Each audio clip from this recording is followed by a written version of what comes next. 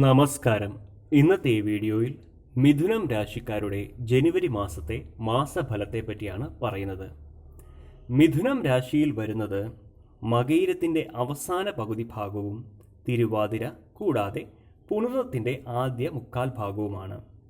മിഥുനം രാശിക്കാർക്ക് ജാതകത്തിൽ ചൊവ്വയുടെ സ്ഥാനം അനുസരിച്ച് ചാരവശാൽ ഗുണദോഷ സമ്മിശ്രമായിരിക്കും മാസഫലം.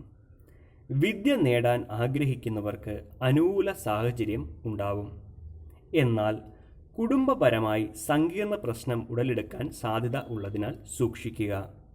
എങ്കിലും ജാതകത്തിൽ ശുക്രൻ ബലവാനായി നിൽക്കുന്നവർക്ക് പ്രേമവിജയം, വാഹനഭാഗ്യം, നവീന ഗ്രഹോപകരണങ്ങൾ എന്നിവ ലഭിക്കുവാനുള്ള യോഗമുണ്ട്. പങ്കാളി സ്ഥാനത്തെ സൂര്യൻ്റെ സഞ്ചാരം മൂലം ഭൂമിനഷ്ടം, ലഹരിയിലാസക്തി, മാനഹാനി, ധനനഷ്ടം, കുടുംബ ബന്ധുജനങ്ങളുമായി കലഹം, അതുവഴി വിരോധവും കേസുകളും ഉണ്ടാവാൻ സാധ്യത ഉള്ളതിനാൽ ജാഗ്രത വേണം.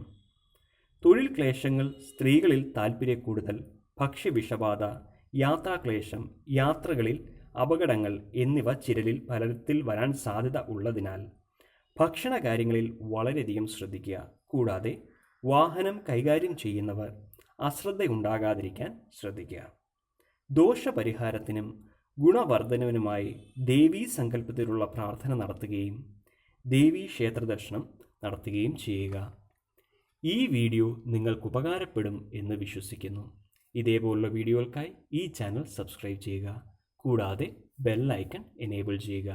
നന്ദി, നമസ്കാരം.